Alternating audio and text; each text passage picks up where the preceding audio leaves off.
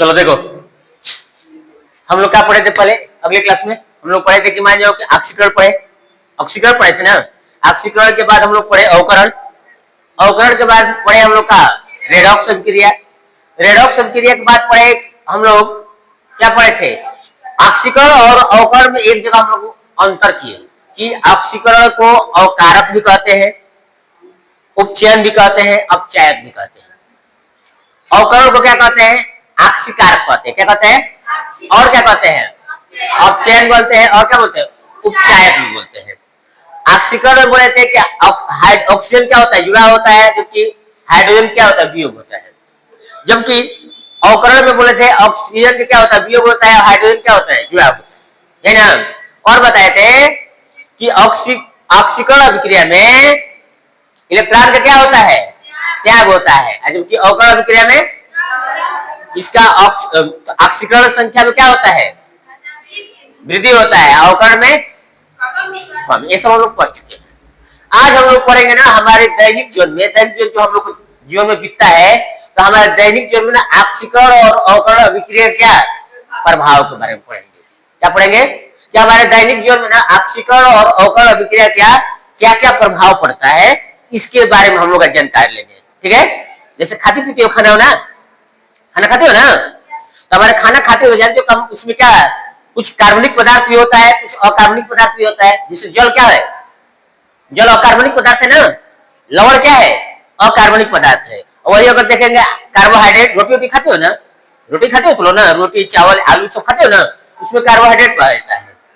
ठीक, दाल खाते हो तो उसमें क्या पाया जाता है? प्रोटीन पाया जाता है। तेलहन चीज खाओगे तो वैसा मिलेगा। तो जब हम लोग खाना खाते हैं तो भोजन मिलता है, भोजन के साथ क्या उसमें कार्बोहाइड्रेट देता है।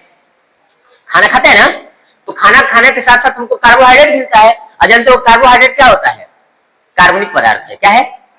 जब हम खाना खाते हैं तो पाचन की क्रिया में, पाचन की क्रिया में जब हम श्वसन की क्रिया करते हैं ना, तो श्वसन की क्रिया करते हैं तो प्रत्येक कोशिका में जो कार्बोहाइड्रेट होता है ना, ग्लूकोज के रूप में टूटता है। किसके रूप में टूटता है? और साथ साथ कार्बन डाइऑक्साइड प्लस में ऊर्जा देता है, और वही ऊर्जा हमको किसी कार्य करने के लिए कार्य देता है, बल देता है। ठीक, क्या बोले हम कि जब हम लोग भोजन की क्रिया करते हैं तो उसमें कार्बोहाइड्रेट पाया जाता है। जब पाचन क्रिया में हम क्या करेंगे जानते हैं कि श्वसन दो प्रकार का होता है, और एक अनाक्षी एक आक्षी। आगे पढ़ेंगे क्लास, आगे चैप्टर में आक्षी और अनाक्षी। तो जानते हो हम लोग को ऊर्जा कहाँ मिलता है? हम लोग को ऊर्जा शरीर को कहाँ से मिलता है? श्वसन के द्वारा।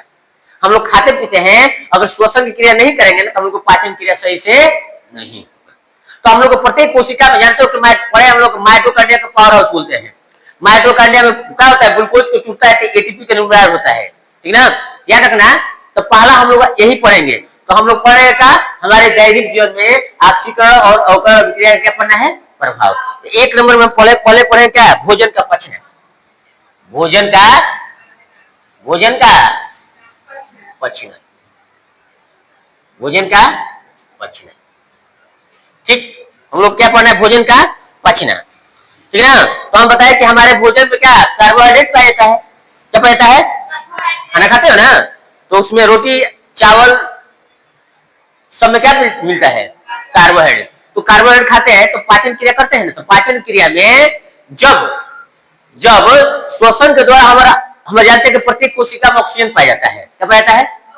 श्वसन के द्वारा प्रत्येक कोशिका में क्या पाया जाता है? ऑक्सीजन पाया जाता है। अब वहां पर जो कार्बोहाइड्रेट होता है ना, तो टूट जाता है। किसके रूप में टूटेगा? तो कार्बन डाइऑक्साइड के रूप में टूटता है। और किस में टूटता है? किसमें टूटेगा? कार्बोहाइड्रेट, जल और किसमें? ऊर्जा के रूप में टूटता है। कार्बोहाइड्रेट किसमें टूटता है? कार्बन डाइऑक्साइड, जल और ऊर्जा के रूप में टूटता है। तो लिख दे, क्या लिखे? हमारे क्या भोजन में क्या पाया जाता है? कार्बोहाइड्रेट। क्या होता है? हमारे भोजन में कार्बोहाइड्रेट क्या होता है? मौजूद होता है। क्या होता है? या भोजन में पाया जाता है। ठीक ना। क्या होता है? हमारे हमारे भोजन में कार्बोहाइड्रेट पाया जाता है, पाया जाता है। ठीक, पाचन की क्रिया में, किस क्रिया में? पाचन की क्रिया में, पाचन क्रिया में क्या होता है? पाचन क्रिया में क्या होगा? पाचन क्रिया में हमारे शरीर की कोशिकाओं में उपस्थित, हमारे हमारे शरीर की कोशिकाओं में उपस्थित, कोशिकाओं में उपस्थित उपस्थित न क्या हमारे भोजन में ना कार्बोहाइड्रेट पाया जाता है। जब हम लोग ग्रहण करेंगे तो उसमें क्या पाया जाता है? कार्बोहाइड्रेट पाया जाता है ना। पाचन की क्रिया में ना हमारे शरीर की कोशिकाओं में उपस्थित ऑक्सीजन क्या करेगा? ऑक्सीजन ना, ऑक्सीजन क्या करेगा? ऑक्सीजन द्वारा ऑक्सीकृत होगा, द्वारा क्या होगा? द्वारा ऑक्सीकृत, ऑक्सीकृत सही लिखे है, हाँ? ऑक्सीकृत होकर होकर होकर कार्बन डाइऑक्साइड, कार्बन डाइऑक्साइड को CO2 लिखते हैं, CO2 तथा जल, CO2 तथा जल और साथ ही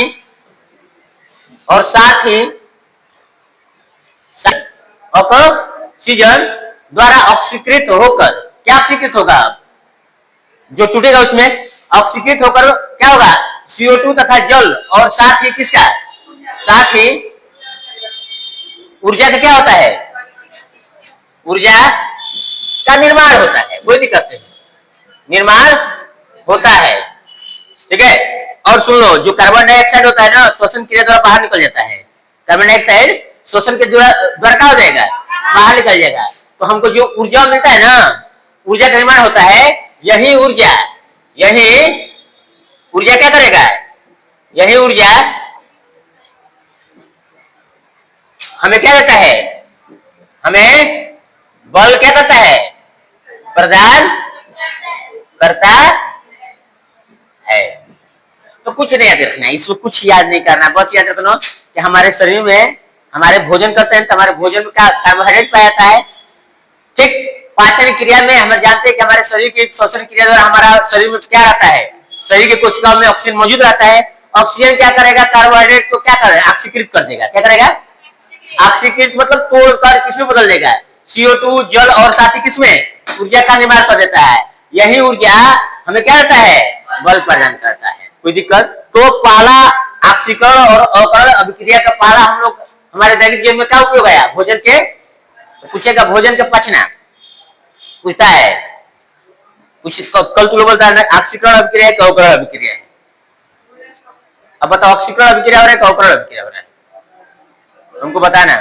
भोजन का पचना ऑक्सीकरण अभिक्रिया है कि अवकरण अभिक्रिया, कल हमको बताना। तो बताओगे ना?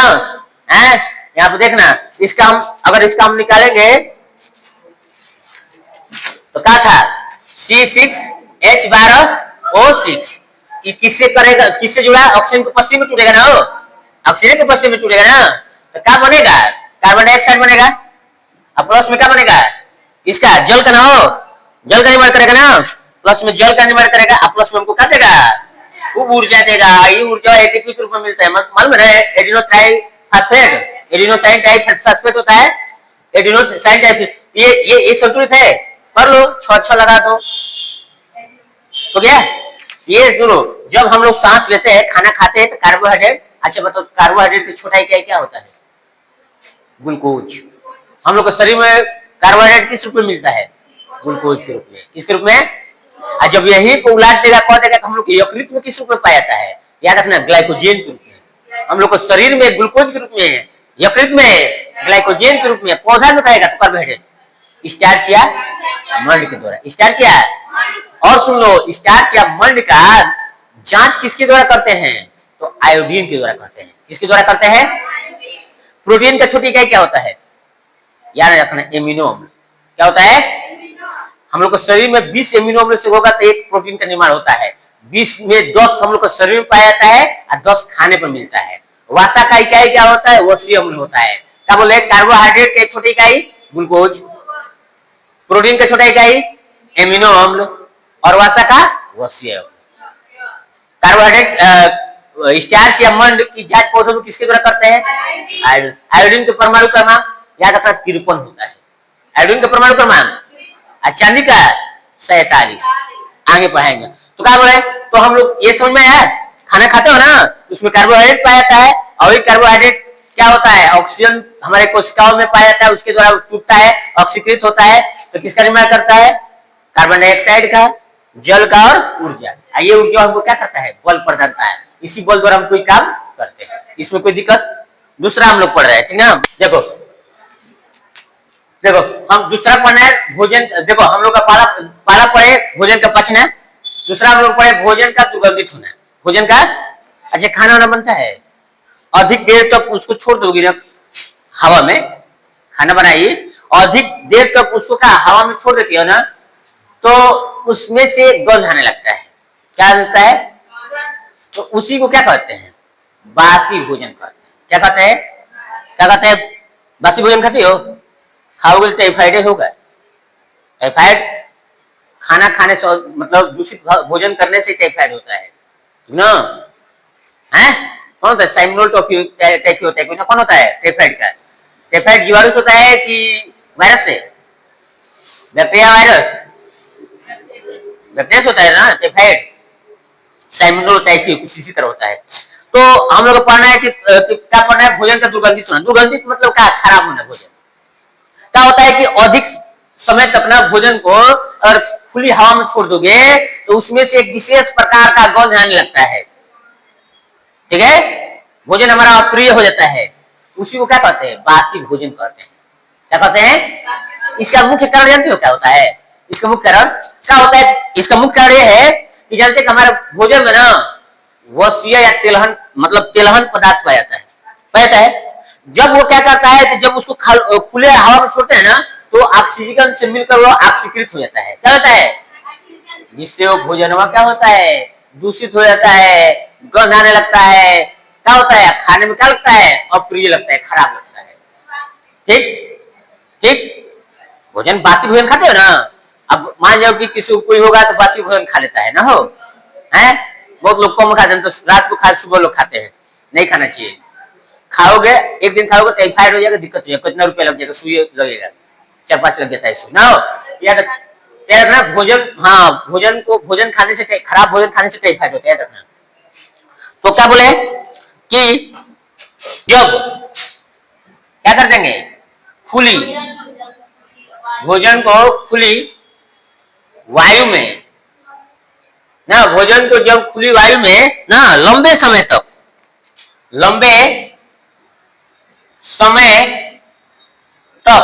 क्या कर देंगे? लंबे समय तक छोड़ दिया जाए तो उसमें से तो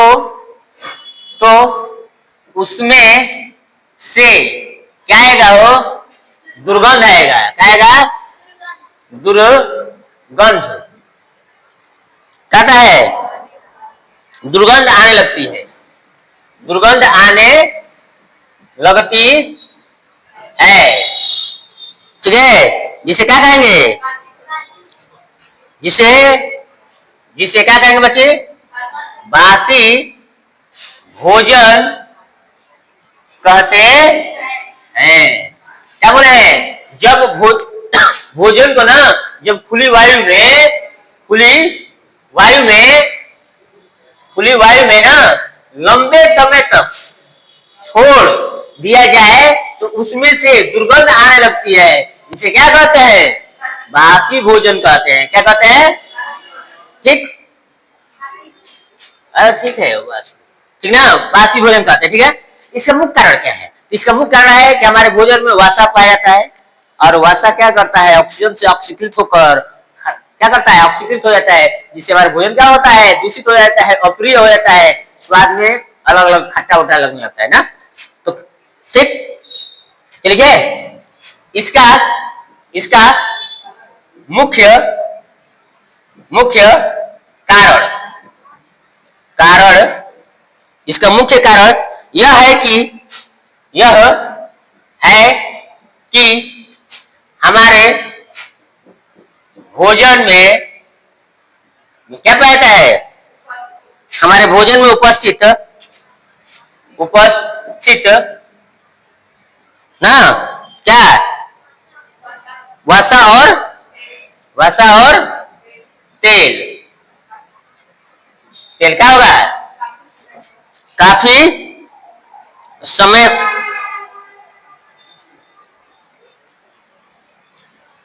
उपस्थित वसा और तेल काफी विकसित हो जाता है। डायरेक्ट ऑक्सीजन उतना पढ़ाने लिखना है, ऑक्सीजन से क्या करेगा, ऑक्सीजन के लिखो सबसे बढ़िया, के द्वारा ऑक्सीजन के द्वारा क्या होता है, ऑक्सीकृत हो जाता है, ऑक्सीकृत हो जाता है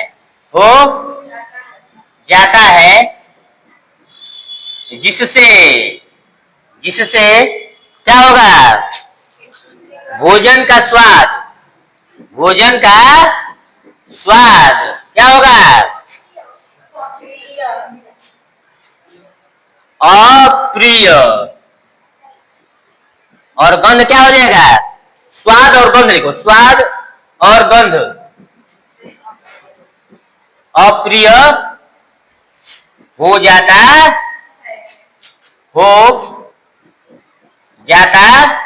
है। कोई दिक्कत कुछ नहीं करना है।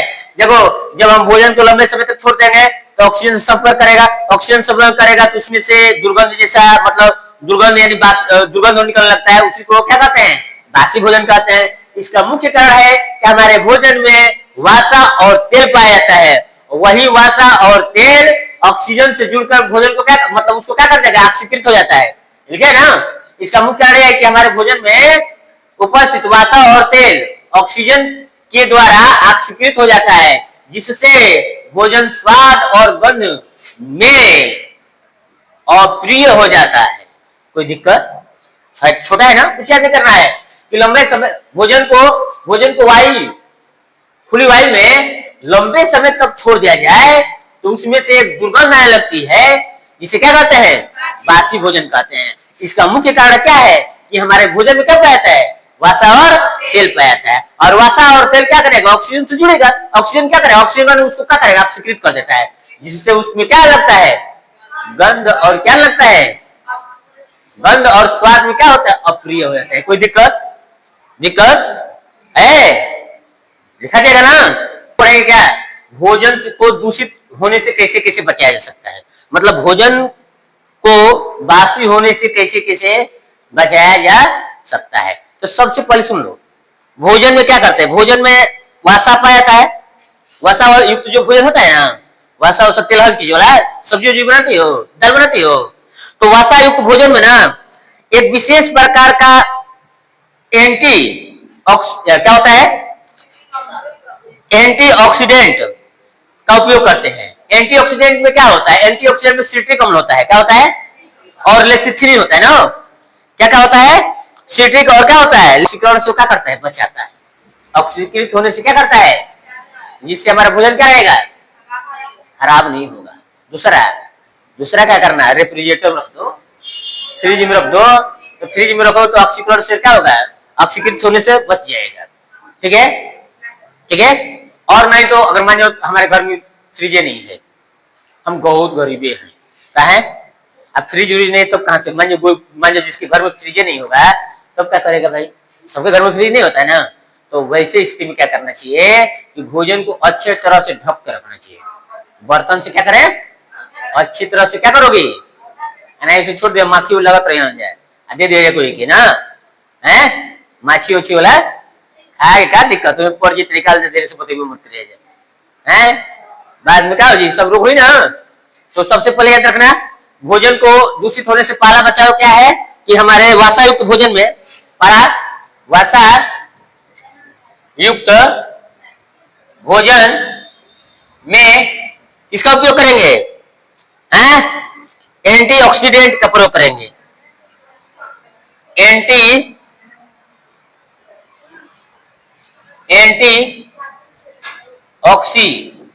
ऑक्सीडेंट्स होता है ना वो, सही है ना? एंटीऑक्सीडेंट का उपयोग करना। क्या बोले? वसा युक्त भोजन में एंटीऑक्सीडेंट का उपयोग करना ना, उपयोग करना है। जिससे क्या होता है? जिससे क्या होता है? क्या होता है? ऑक्सीकरण रुक जाता है, जिससे ऑक्सीकरण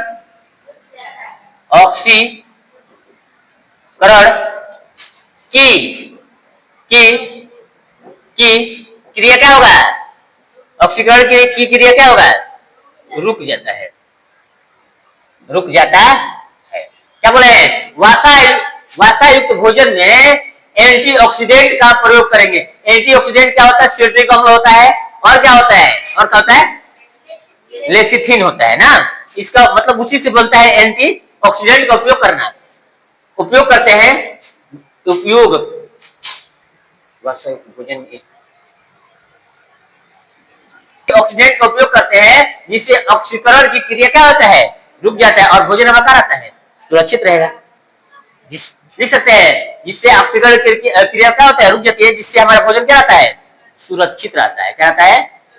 लिख रहे हैं, सुरक्षित रहता है। ठीक है, कोई दिक्कत? दूसरा काम देखो, दूसरा काम में क्या रखेंगे? भोजन को कहाँ रखेंगे? फ्रिज में। भोजन कहाँ रखेंगे? भोजन को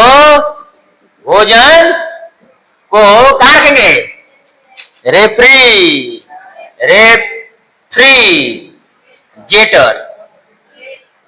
ना। रेफ्रिजरेटर में ना साफ लिख देते हैं, रेफ्रिजरेटर। हाँ, रेफ्रिजरेटर में रखकर भोजन को क्या कर सकता है? भोजन को ऑक्सीकरण से क्या कर सकता है? ऑक्सीकरण को कम किया सकता है। ऑक्सीकरण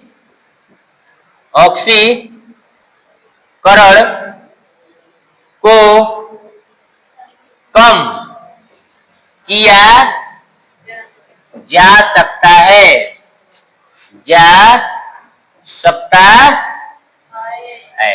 ये समझ लो। क्या बोले हैं? भोजन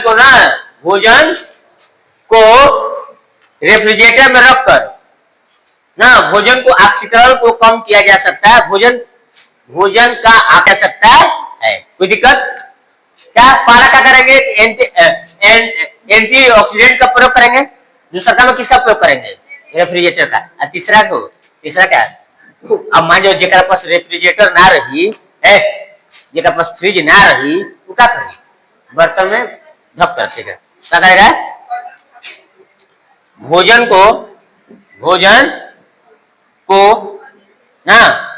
को अच्छी तरह से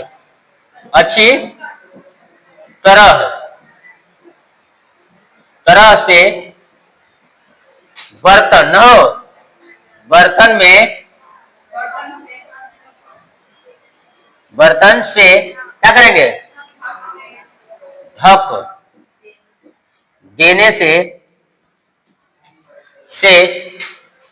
ढक देने क्या होगा?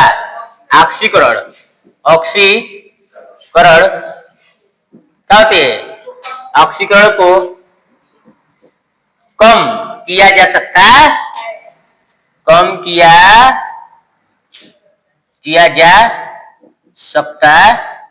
है, कोई दिक्कत? तो भोजन को बचाने के कितने उपाय बताए ना? क्या बोले? फिर से देख लो। क्या बोले? भोजन को अच्छी तरह से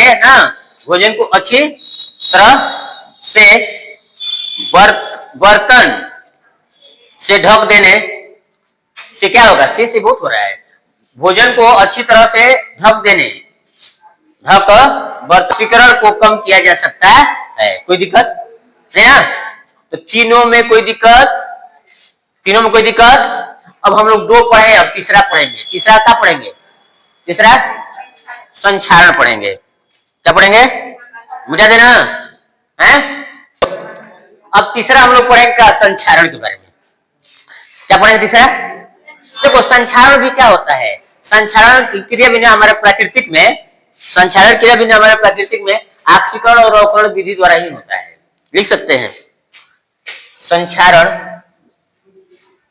संक्षारण ना, संक्षारण प्रकृति में, प्रकृति में न, संक्षारण प्रकृति में ऑक्सीकरण, ऑक्सीकरण और इसके द्वारा है अवकरण, ऑक्सीकरण और अवकरण अभिक्रिया के द्वारा ही होता है। अभिक्रिया, अभिक्रिया, अभिक्रिया, अभिक्रिया के द्वारा ही होता है। देखो इतना ही हम अब छोड़ देंगे। इससे जाते हो ना जंग लगना, जंग किसके द्वारा लगता है? जंग किसके उपस्थिति में लगता है? ऑक्सीजन और नमी की उपस्थिति में, नमी और हवा की उपस्थिति में जंग लगता है। तो हम अगले चैप्टर में पढ़ेंगे, जब धातु के बारे में पढ़ेंगे तो उसमें विधिवत इसमें पढ़ेंगे कि संक्षारण क्या होता है, संक्षारण से बचाव क्या होता है। जैसे पेंट उंट मारते हैं, ग्रीस रूस लगाते हैं ना, तो संक्षारण की प्रकृति भी किसके द्वारा होता है? ऑक्सीकरण और अवकरण के द्वारा होता है। चौथा हम लोग एक लास्ट टाइप पढ़ लेंगे, वो क्या है? दहन क्रिया, क्रिया। अब दहन की क्रिया क्या होता है? दहन जानते हो, कोई भी वस्तु किसके उपस्थिति में जलता है? ऑक्सीजन की उपस्थिति में जलता है। देखो लो याद रखना, हमारे प्राकृतिक में क्या होता है, ऑक्सीजन जो होता है ना, ऑक्सीजन जलने में सहायक होता है। कोई वस्तु जलता है, जलता है ना, तो जलता है तो किसके उपस्थिति में जलता है? ऑक्सीजन की उपस्थिति में जलता है। किसके उपस्थिति में जलता है? ऑक्सीजन की उपस्थिति में होता है। बुझता किसके उपस्थिति में है? कार्बन डाइऑक्साइड की उपस्थिति में। किसके उपस्थिति में बुझता है? और नाइट्रोजन जानते हो क्या करता है? नाइट्रोजन आग को न बढ़ने से रोकता है। क्या? आग फैलता है ना, तो फैलने से नाइट्रोजन क्या करता है? रोकता है। नाइट्रोजन फैलने से रोकता है। ऑक्सीजन रहेगा तो क्या करेगा? जलेगा।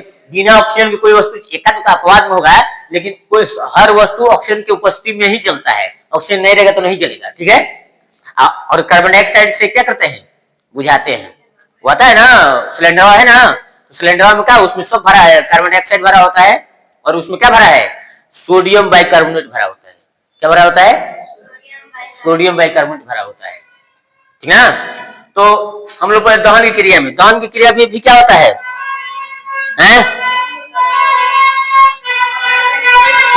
लिख सकते हैं हमारे दैनिक, क्या दैनिक ना, हमारे दैनिक जीवन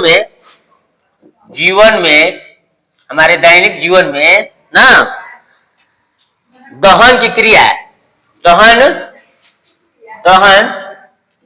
की क्रिया, दहन की क्रिया किसके द्वारा होता है?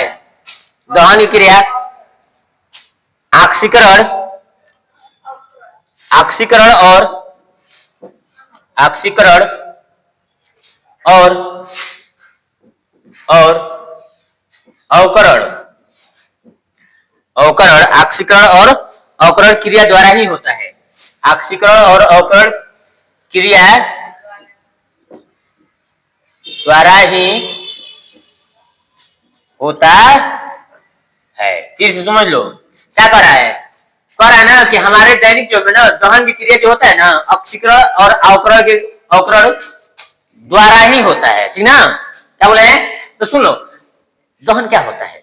लकड़ी जलता है, खाना बनाते हो गोइठा से, किसके द्वारा होता है? दहन क्रिया होता है। पेट्रोल जलता है, पेट्रोल जलता है ना, किसके द्वारा? दहन क्रिया। आगे हम लोग पढ़ेंगे कि दहन क्या होता है। कोई पदार्थ को जलाते हो ना, तो उसमें उष्मा और प्रकाश निकलता है, तो उस क्रिया को क्या कहते हैं? जिस क्रिया द्वारा कोई पदार्थ को जलाते हो ना, तो उसमें और प्रकाश निकलता है, उसको क्या कहते हैं? हम दहन कहते हैं। और दहन की आवश्यक शर्त 3 होता है। आगे हम लोग पढ़ेंगे दहन कितने आवश्यक शर्त है। पहला होता है दहनशील पदार्थ की उपस्थिति। दहनशील पदार्थ क्या होता है? जो जलता है उसको दहनशील पदार्थ कहते हैं। सिंपल में लकड़ी जलता है, पेट्रोल जलता है, केरोसिन जलता है, एलपीजी जलता है, तो जो जलता है उसको दहनशील पदार्थ कहते हैं। तो पहला दहन की आवश्यक शर्त होता है दहनशील पदार्थ की उपस्थिति। दूसरा का हम बताएं कि कोई भी पदार्थ किसकी उपस्थिति में जलता है? तो दूसरा क्या होगा, दहनशील पदार्थ की पोषक तत्व की उपस्थिति, दहनशील पोषक तत्व की उपस्थिति। और तीसरा होता है ना ज्वलन ताप की प्राप्ति, ज्वलन ताप की प्राप्ति। ठीक, तो दहन किसे कहते हैं, इसके बारे में दहन के बारे में पढ़ना है। ठीक, मिटा दे। अब हम लोग पढ़ेंगे दहन। अच्छा, संक्षारण पढ़े ना हम लोग, संक्षारण में जंग लगना क्या है, जंग किसके द्वारा, संक्षारण है ना।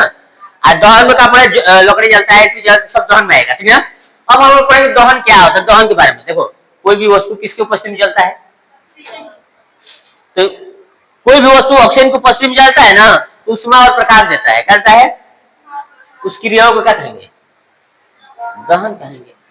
अब कुछ ऐसे पदार्थ होते हैं जो जलता है, कुछ पदार्थ होते हैं जो जलता है, तो जो जलेगा वो दहनशील पदार्थ, जो जलेगा नहीं उसको क्या, और दहनशील या और ज्वलनशील पदार्थ, दहनशील कहो या ज्वलनशील कहो, और दहनशील कहो चाहे और ज्वलनशील को, बात एक ही।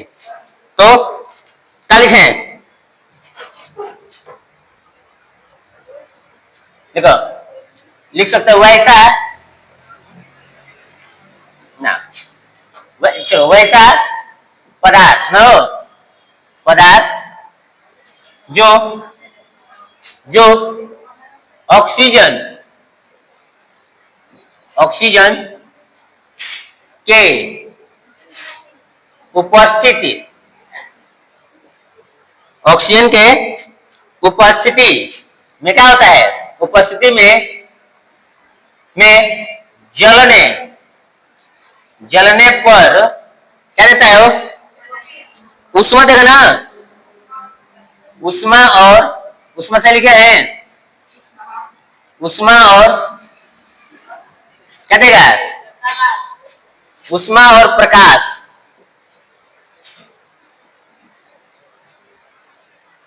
उत्पन्न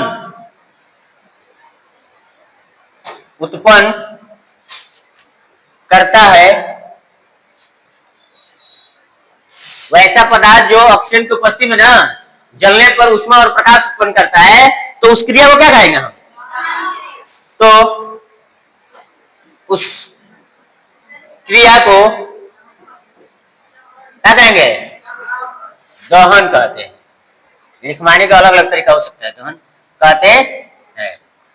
ठीक, तो जो पदार्थ ऑक्सीजन की उपस्थिति में जलता है ना, तो जलने पर ऊष्मा और प्रकाश देता है, तो उस क्रिया को क्या कहेंगे हम, दहन कहेंगे। क्या कहेंगे, लकड़ी जलाती हो उसमें प्रकाश देता है, वो दहन है। एलपीजी जलाते हो, अच्छा एलपीजी जो सिलेंडर में आता है ना, द्रव के रूप में पाया है कि गैस के रूप में, इसके रूप में, अरे पागल, उसका नाम है लिक्विड पेट्रोलियम गैस, तो लिक्विड में पाया जाता है, गैस के रूप में पाया जाता है।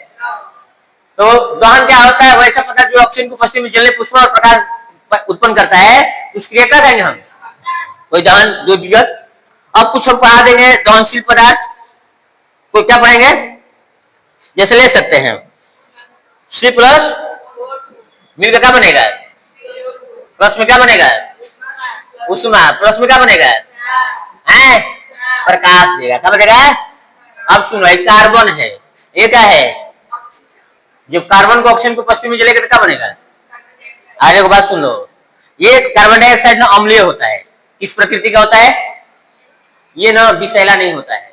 कार्बन डाइऑक्साइड विषैला कैसे है, नहीं है। अब सुनो विषैला कैसे है, जब कार्बन को ना ऑक्सीजन की कमी में जलाओगे, क्या, जब ऑक्सीजन को कार्बन को ऑक्सीजन की कमी में जलाओगे तो कार्बन मोनोऑक्साइड निकलेगा। क्या निकलेगा, जितना एक गाड़ी उड़ी से चलती है ना, सब क्या निकलती है, कार्बन मोनोऑक्साइड विषैली गैस है, क्या है। तो दोनों देखो, दोनों कार्बन में जलाते हैं, दोनों कार्बोनेट जलता है, कार्बन ऑक्सीजन की उपस्थिति में चलता है, तो कमी में जलेगा कार्बन, तो कार्बन मोनोऑक्साइड। अब भरपूर मात्रा में जलेगा तो कार्बन डाइऑक्साइड। ठीक, कोई दिक्कत नहीं, चलो इसमें दिक्कत। अब हम लोग पढ़ेंगे क्या, दहनशील पदार्थ या ज्वलनशील पदार्थ, क्या पढ़ेंगे, दहनशील पदार्थ, दहन पदार्थ, दहनशील पदार्थ। दहनशील पदार्थ क्या होता है, जो है दहन में जो पदार्थ जल जाए उसको क्या कहेंगे, सिंपल में देखो ना, दहन में जो पदार्थ जल जाए, क्या जाए, जल जाए उसे क्या कहेंगे? उसे दहनशील पदार्थ कहेंगे। क्या कहेंगे?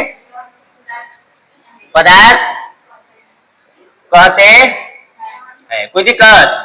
जैसे बताओ तो एग्जाम्पल देंगे तो क्या देंगे? लकड़ी होगा, लड़की हो जाएगी ना, लकड़ी। और एलपीजी, एलपी और क्या हो गया? हो गया ना? ध्यान से देखे, लकड़ी हो गया, एलपीजी हो गया और क्या? किरोसिन।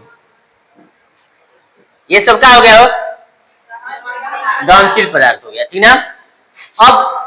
अब यहां तक कोई दिक्कत? अब हम लोग क्या पढ़ेंगे? आज के लास्ट टॉपिक पढ़ेंगे और दहनशील। यहां तक कोई दिक्कत नहीं ना? बस देखो क्या दहनशील पदार्थ, जो दहन में जो पदार्थ है उसके क्या कहेंगे? यही लगा देंगे लगा दे अदहनशील। तो अदहनशील में क्या करेंगे? देखो दहनशील में क्या कहेंगे ना कि दहन में जो पदार्थ जल जाए उसको क्या कहेंगे हम? लकड़ी, गोईठा, पेट्रोल, डीजल, ये सब एलपीजी सब आ जाएगा। अगर हम यहीं पर लिख देते हैं और लगाते हैं, क्या लगाते हैं? तो अदहनशील पदार्थ में दहन में ना जो पदार्थ न जले, यहाँ पर बस लगा तो क्या है?